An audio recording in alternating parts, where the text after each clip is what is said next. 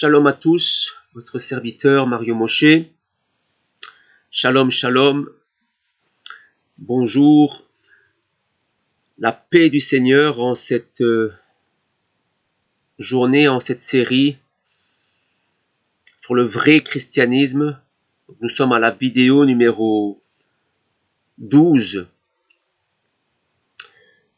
Et nous poursuivons notre enseignement. Et je vais reprendre sur le domaine des dons spirituels. Ces dons surnaturels qui sont donnés par Dieu à travers le Saint-Esprit à son Église, corps de Christ,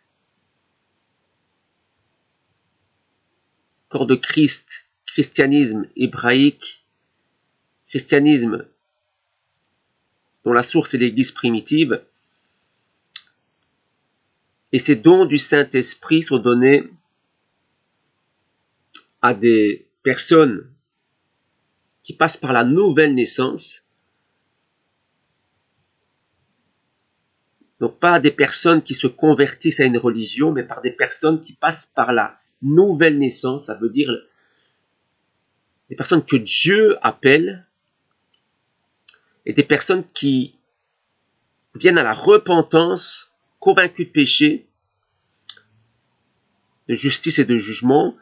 Et par cette conviction de péché, elles viennent à Dieu et ces personnes acceptent Yeshua, Jésus, comme Seigneur et comme Sauveur personnel. Et elles reçoivent le Saint-Esprit. L'Esprit de Dieu vient habiter dans la personne. Et la personne devient chrétienne. Elle passe de la mort à la vie, des ténèbres à la lumière, de Satan à Dieu. Donc une véritable conversion d'en haut.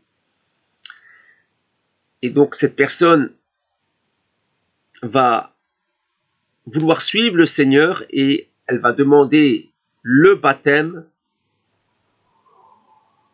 qui veut dire baptizo, donc baptiser complètement, c'est-à-dire complètement immergé sous eau. Et ce baptême par immersion va se faire au nom du Père, au nom du Fils et du Saint-Esprit. Vous irez écouter mes autres vidéos. Et puis vient le baptême du Saint-Esprit. Donc c'est ça, l'importance par rapport au don, c'est ce baptême du Saint-Esprit. Être baptisé de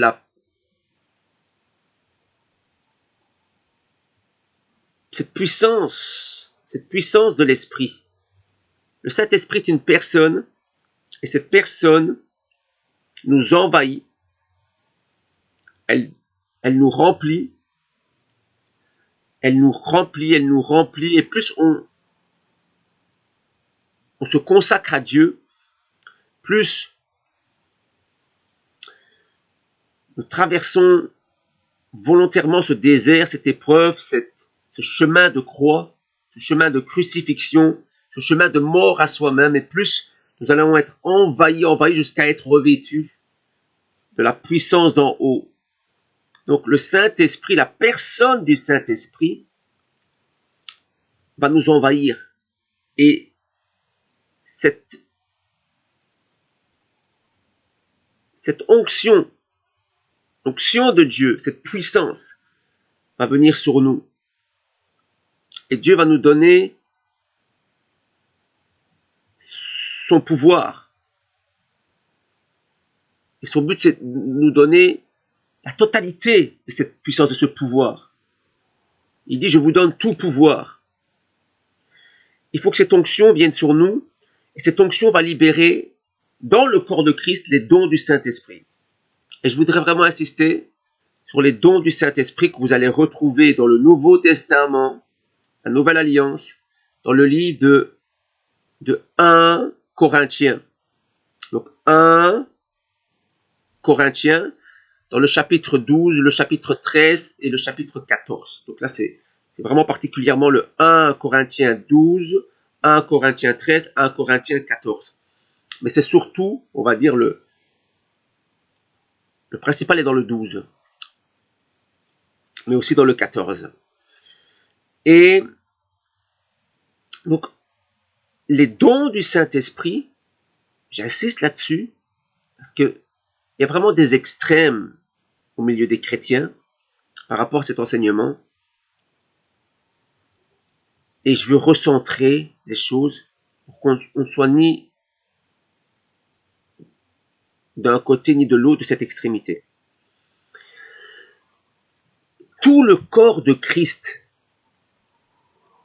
est amené à recevoir ces dons. Tout le corps de Christ, tout ce qui est baptisé du Saint-Esprit. C'est-à-dire, tous ceux qui viennent à Jésus-Christ, tous ceux qui viennent à Yeshua, à Mashiach. Tous ceux qui viennent à Yeshua reçoivent les dons du Saint-Esprit. Dieu veut les donner à tous par le baptême du Saint-Esprit. Et Dieu dit même dans 1 Corinthiens 12 qu'il faudra absolument lire donc du verset 1 au verset 31, de réclamer les dons les meilleurs. De réclamer les dons les meilleurs. Donc il faut entrer dans le domaine des dons du Saint-Esprit qui sont des dons spirituels et surnaturels.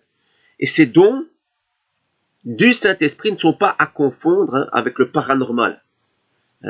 Ici, je ne vous parle pas du paranormal. Je ne vous parle pas des médiums, la nécromancie, l'occulte, l'invocation des esprits, l'invocation des morts. Tout ça, c'est occulte. Occulte. Vous lirez Deutéronome, chapitre 18, du verset 9 au verset 14. Ça, Dieu interdit ça. Deutéronome 18, de 9 à 14, Dieu interdit la prière aux morts. Donc, il interdit la Toussaint, cette prière aux morts.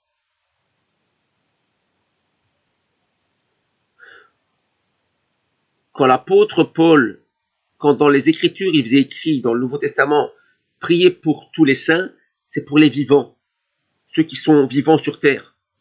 Prier pour le corps de Christ vivant, pas pour ceux qui sont déjà passés de l'autre côté. Donc, ça c'est le vrai christianisme.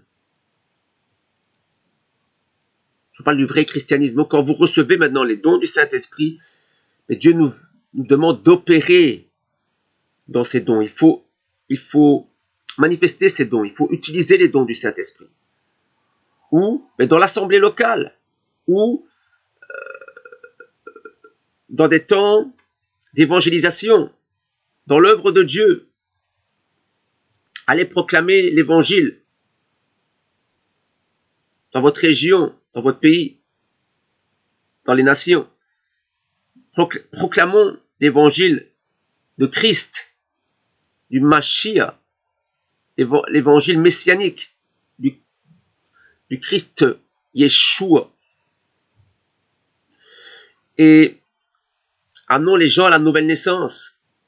Baptisons-les au nom du Père, du Fils et du Saint-Esprit et prions pour eux pour qu'ils reçoivent le baptême du Saint-Esprit, qui peut se recevoir même par imposition des mains. Le baptême du Saint-Esprit au nom de Jésus, au nom de Yeshua. Et donc, j'insiste sur quoi? Sur le fait que c'est donné à tout le corps de Christ. Tout le corps de Christ, aussi bien les hommes que les femmes, que les jeunes, que la jeunesse.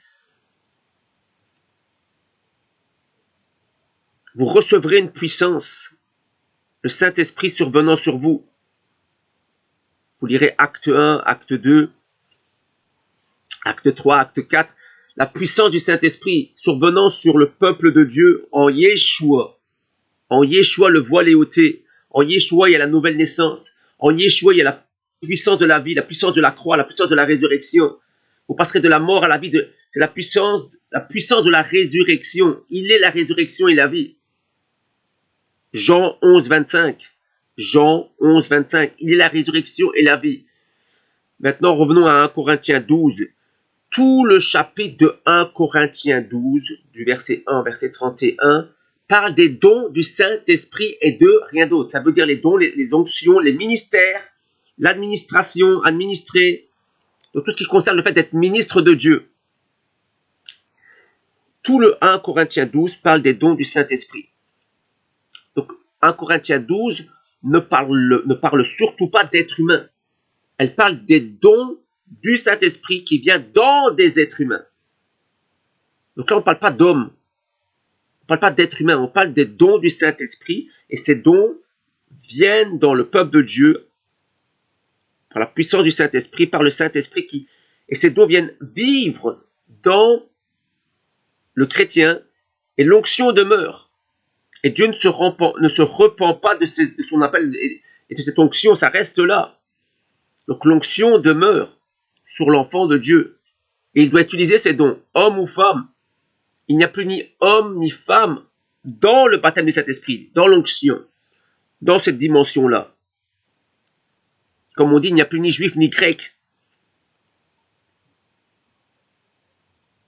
dans l'onction. Mais premièrement, le juif et puis le grec. Donc il n'y a plus ni homme ni femme, mais premièrement l'homme et puis la femme. L'onction du Saint-Esprit demeure sur le peuple de Dieu. Et cette onction fait que aussi bien les hommes et les femmes doivent utiliser les dons.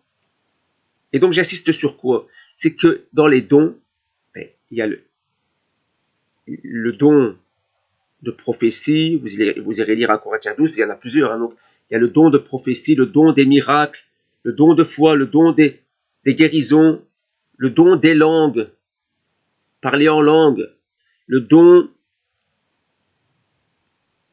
de sagesse, le don de connaissance, le don d'interprétation des langues, et puis il y a les autres dons. Et je voudrais vraiment insister sur le fait que 1 Corinthiens 12, 28, 1 Corinthiens 12, verset 28, parle bien des dons du Saint-Esprit, car 1 Corinthiens 12, 31 dit bien aspirer aux dons les meilleurs. Donc on ne parle pas d'être humain, on parle des dons du Saint-Esprit. Et donc 1 Corinthiens 12, 28 est bien à différencier complètement de Éphésiens 4, verset 11. Ça n'a rien à voir. Donc j'insiste, Éphésiens 4, 11, vous irez voir, ça parle d'hommes masculins, êtres humains, hommes masculins, qui sont eux des êtres humains, hommes masculins donnés au corps de Christ. Pour l'édification justement de 1 Corinthiens 12, pour l'édification des ministères, donc pour l'édification de 1 Corinthiens 12, et donc pour l'édification de 1 Corinthiens 12, 28. Et 1 Corinthiens 12, 28, ce n'est que le domaine des dons. Et donc je vais vous le dire avec mon langage à moi, le 1 Corinthiens 12, 28, c'est premièrement, vous irez lire 1 Corinthiens 12, 28, premièrement le don apostolique. Deuxièmement, le don de prophétie. Troisièmement, le don d'enseigner. Premièrement, le don apostolique. Deuxièmement, le don prophétique. Troisièmement, le don d'enseigner. Quatrièmement, donc ensuite, le don des miracles, le don des guérisons, le don des langues. Ok?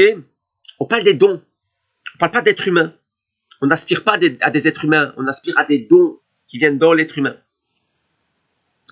Alors pourquoi, premièrement, le don apostolique?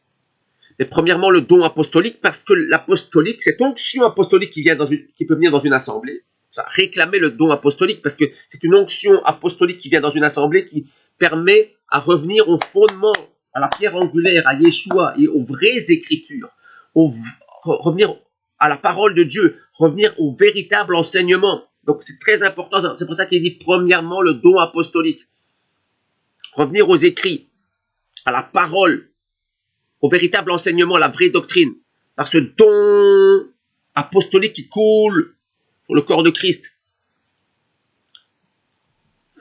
Et tout cela va être aidé par les offices d'Éphésiens 4, 11, qui eux sont là pour former le corps de Christ, pour l'édification du corps de Christ, l'édification du ministère, donc des domaines, des dons et des ministères, afin que chacun puisse être de bons ministres de Dieu. Et les ministres de Dieu, justement, on n'est pas à confondre avec les offices, les officiers de l'armée, les 4 coms, les 4 offices. Les offices, ce sont des hommes masculins. Les dons, c'est des dons qui viennent dans le corps de Christ, dans les êtres humains, aussi bien hommes que femmes, que jeunesse. Les jeunes. Et donc, ces dons doivent être libérés. Et donc, premièrement, le don apostolique. Deuxièmement, le don prophétique. Pourquoi deuxièmement, le don prophétique? Parce que c'est important, le don prophétique. Paul de Tarse disait, je veux tous que vous parliez en langue, de parler des langues, on en parlera dans une autre série, mais encore plus que vous prophétisiez. Donc ça, c'est dans, bien lire aussi 1 Corinthiens 14. Donc, bien lire 1 Corinthiens 12 et ensuite bien lire 1 Corinthiens 14. Je veux tous que vous parliez en langue, mais encore plus que vous prophétisiez. Pourquoi? Parce que celui qui parle en langue s'édifie lui-même, la langue des anges, de parler en langue des anges, parler en langue du ciel, s'édifie lui-même, et celui qui prophétise, le don de prophétiser, de parler, recevoir les choses de Dieu et les communiquer, ce don de prophétie est là pour édifier l'Église. Donc, il disait quoi, Paul? Celui qui parle en langue s'édifie lui-même, mais celui qui prophétise édifie l'Église, édifie les autres. Et donc, Dieu nous demande d'édifier l'Église. Donc, premièrement, le don apostolique et deuxièmement, le don prophétique pour édifier l'Église, pour édifier les autres. Parce que quand vous prophétisez, en fait, Dieu vous communique son message et vous prophétisez ce que Dieu veut dire à l'Église ou à quelqu'un en particulier ou à l'Église. Donc, premièrement, l'apostolique, deuxièmement, le prophétique, troisièmement, le don d'enseigner.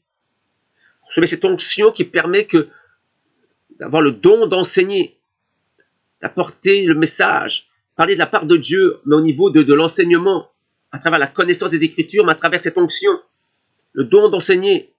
Donc, et ça, c'est donné à l'Église. Et puis les autres dons. Et comme je l'ai dit, c'est pour les hommes et pour les femmes. Et le don d'enseigner, j'insiste, et ça je vais insister, ça ne veut pas dire ça ne parle pas des prédicateurs, ça ne parle pas d'être pasteur ou d'être apôtre. Quand une femme reçoit ce don d'enseigner pour communiquer quelque chose, c'est pas qu'elle devient pasteur ou apôtre. Le problème aujourd'hui, c'est qu'on mélange le don apostolique avec l'apôtre, avec l'homme office apôtre. On mélange le don prophétique avec l'office homme masculin prophète. On mélange le don d'enseigner avec le fait des offices qui sont là pour enseigner. Et particulièrement, donc, ces 4 offices et le pasteur enseignant, mais également, maintenant, les évêques, les anciens, qui eux aussi sont là pour enseigner.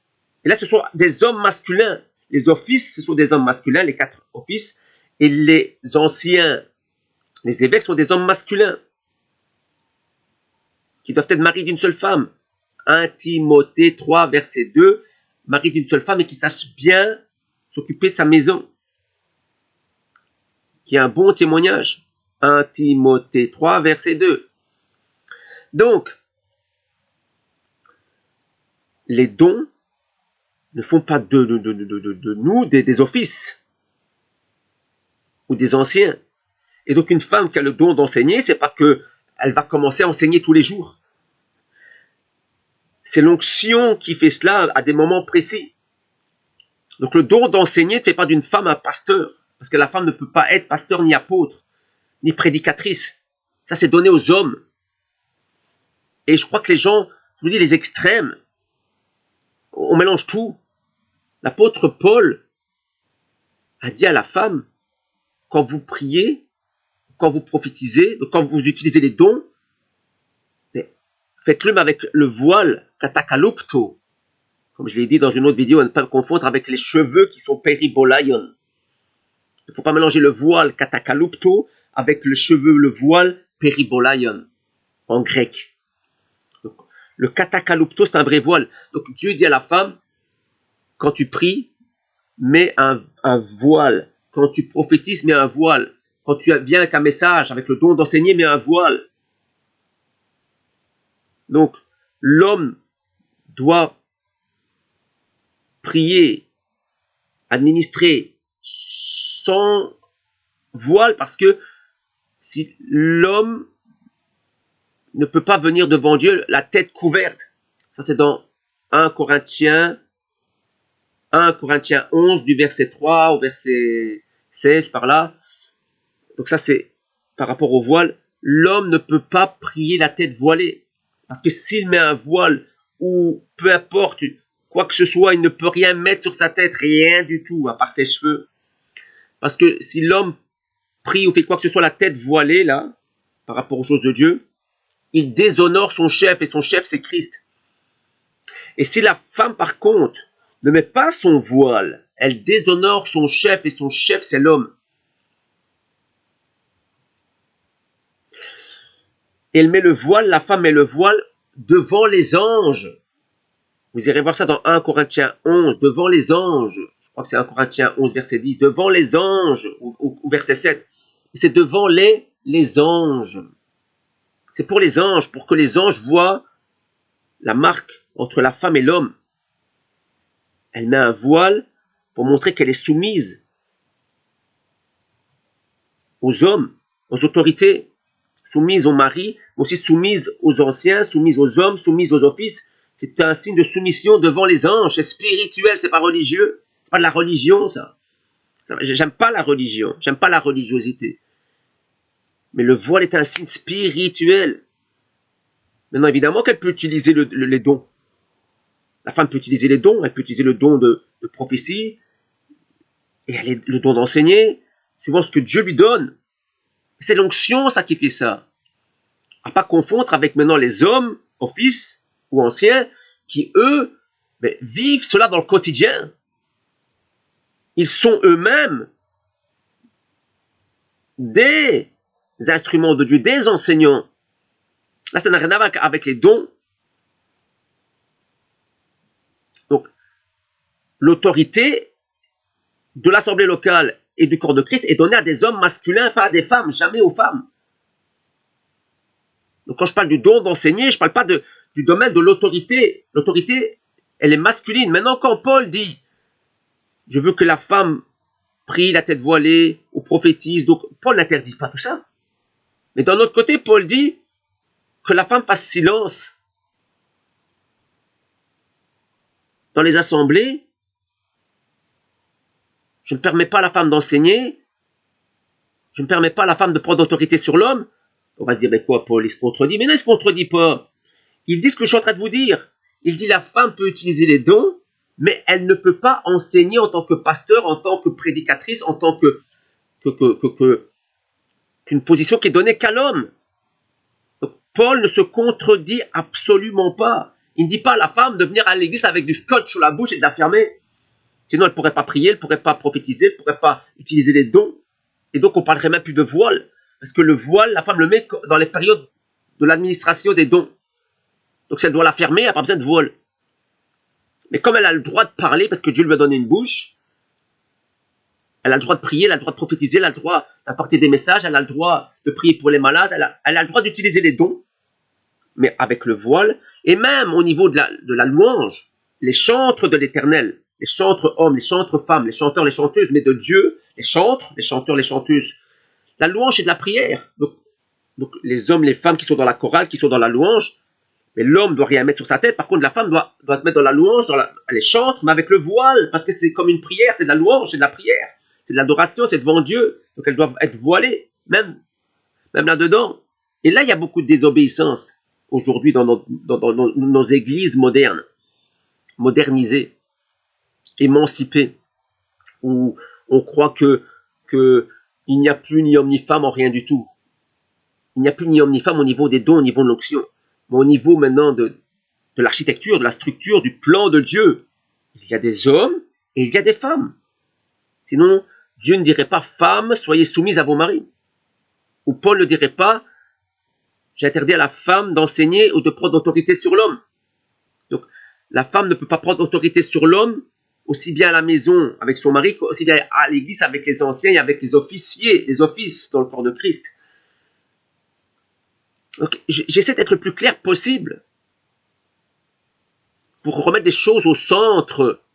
C'est ça le rôle d'un prophète, c'est de remettre tout au centre, tout remettre dans l'ordre. Donc, c'est très important que vous compreniez bien ce que je suis en train d'expliquer. Paul ne se contredit pas.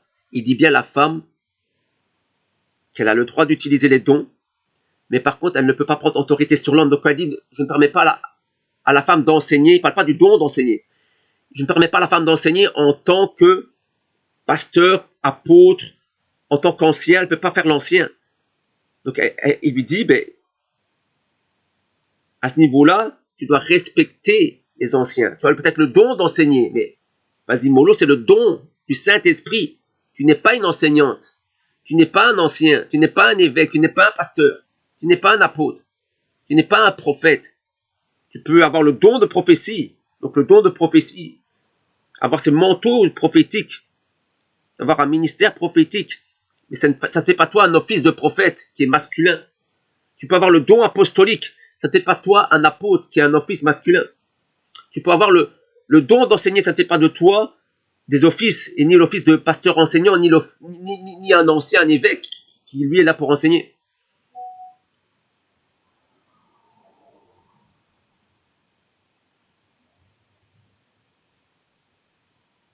Alléluia. Donc, prions, prions, prions. Demandons à Dieu la compréhension des Écritures. Moi, je suis là pour vous enseigner par révélation, parce que je suis un prophète et Dieu dit que l'Église est bâtie sur le fondement de la pierre angulaire, le fondement principal qui est Jésus, Yeshua, et sur le fondement des apôtres et des prophètes. Les apôtres et les prophètes enseignent par révélation. Ce sont des professeurs, vraiment. Parce que ça coule sur eux. Surtout sur eux. Et quand il est écrit dans 1 Corinthiens 12, 28, premièrement, l'apostolique, deuxièmement, le prophétique. Par contre, au niveau de Éphésiens 4, 11, là, il n'y a pas de premièrement, deuxièmement, troisièmement. Il a établi les uns comme apôtres, les autres comme prophètes, les autres comme évangélistes, les autres comme pasteurs enseignants. 4 comme. 4. 4 offices. Office. Des officiers, des hommes masculins. Et donc là, il n'y a pas de premièrement, deuxièmement. Et là, je dirais même que dans les hommes de Dieu, le principal, quand on regarde Jean-Baptiste et puis donc le prophète Jean le Baptiste et le prophète, fils de l'homme, Yeshua, c'est ces messagers envoyés qui viennent, et Jean a formé les futurs disciples qui sont devenus les futurs apôtres, et pas le contraire. Donc, au niveau des offices, c'est comme dans l'Ancien Testament. Celui devant qui je dirais même qu'il faut vraiment faire très attention, c'est le prophète. Et puis, il y a ces envoyés, là, les apôtres, comme l'apôtre Paul, des apôtres, comme l'apôtre Pierre. Il ne faut pas jouer avec les apôtres. Mais attention aux prophètes. C'est comme dans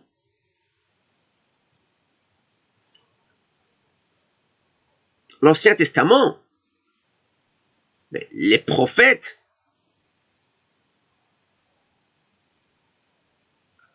manifestaient la crainte de Dieu. Quand on s'approchait d'un véritable prophète, on avait la crainte de Dieu. Donc un véritable prophète apporte la crainte de l'Éternel, la crainte des Écritures, de la parole divine. Donc voilà. Donc bien comprendre 1 Corinthiens 12 avec 1 Corinthiens 14. Et l'histoire du voile, c'est dans 1 Corinthiens 11, du verset 3 au verset 16, par là. Et bien comprendre Éphésiens 4, 11, qui sont des hommes masculins, et 1 Timothée 3, 2, les anciens, qui sont des hommes masculins. Donc bien comprendre l'ensemble de tout ça. Et Paul ne se contredisait pas du tout. Vous savez, tous ces enseignements, je les ai déjà donnés sur mon Facebook. Mais évidemment, aussi sur YouTube, la plupart me découvrent. La plupart découvrent l'homme de Dieu, le prophète Mario Moshe. Donc, sur mon Facebook, c'est /chez MRVI. ou / résurrection et vie. J'ai 2 pages Facebook. Que Dieu souffle puissamment. Que Dieu nous aide à comprendre les Écritures. Que Dieu nous donne sa paix et sa compréhension. Et que Dieu nous ramène au véritable christianisme. D'un Yeshua qui est la parole vivante. Et en même temps, Yeshua est le médiateur. Et le médiateur, c'est le Fils de l'homme. Le médiateur entre Dieu et les hommes, c'est le Fils de l'homme, Yeshua. Le Fils de l'homme, Yeshua. Qui maintenant est monté à l'ascension et qui maintenant est dans un corps glorifié. Yeshua, il est dans un corps maintenant glorifié. Et il devient notre frère dans ce corps glorifié. Comme Élie qui est un simple homme, 100% homme, lui, dans un corps glorifié. Comme Moïse qui est dans un corps glorifié, mais 100% homme. Mais Yeshua est dans un corps glorifié en tant que fils de l'homme. Mais en même temps, il est la parole, cette parole qui s'est faite chair. Il est cette parole. En arabe, pour aider les musulmans, il est le kalimat. Yeshua, il est le kalimat de Dieu. Il est la parole de Dieu. Il est la parole qui s'est faite chair, le verbe, celui qu'on appelle je suis. Il est le je suis, il est le verbe qui s'est incarné. Et Yeshua a toujours existé, à part que dans l'Ancien Testament, on l'appelait l'ange de l'Éternel. On l'appelait l'ange de l'Éternel. Mais Yeshua, c'est pas qu'il est né en l'an 0. Hein. Yeshua, il est de tout temps, il est la parole de Dieu. Il était là dès le commencement, avant que quoi que ce soit fût créé. Yeshua était là avec son Père, avec Dieu le Père. Yeshua, donc la parole, il s'appelait Dieu le Fils, la parole. Donc là, il ne s'appelait pas Yeshua. Yeshua, c'est un nom qui a été donné au Fils de l'homme. Il a dit à Marie, tu l'appelleras Yeshua. Dans sa langue, Yeshua. C'est le vrai nom. Yeshua en hébreu. Et Yeshua est né de la Vierge Marie. Et donc, nous devons bien saisir que c'est ça la foi, la vraie foi en Christ, dans le christianisme. Paul est venu à Christ, il était dans le Christ. Pierre, l'apôtre Pierre, les apôtres étaient en Christ, mais ils étaient juifs. Yeshua est juif en tant que fils de l'homme, il est juif. En tant que fils de l'homme, il était un fils de prophète et rien d'autre en tant que fils de l'homme.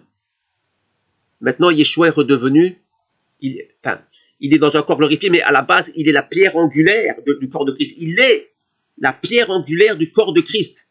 Il est la pierre angulaire de l'édifice, de toute l'architecture. Alléluia. Père, merci, Père, pour cet enseignement. Merci pour cette vidéo numéro 12. Et à toi la gloire, Père, au nom de Yeshua, votre serviteur Mario Moshe. Shalom, shalom, shalom. Amen.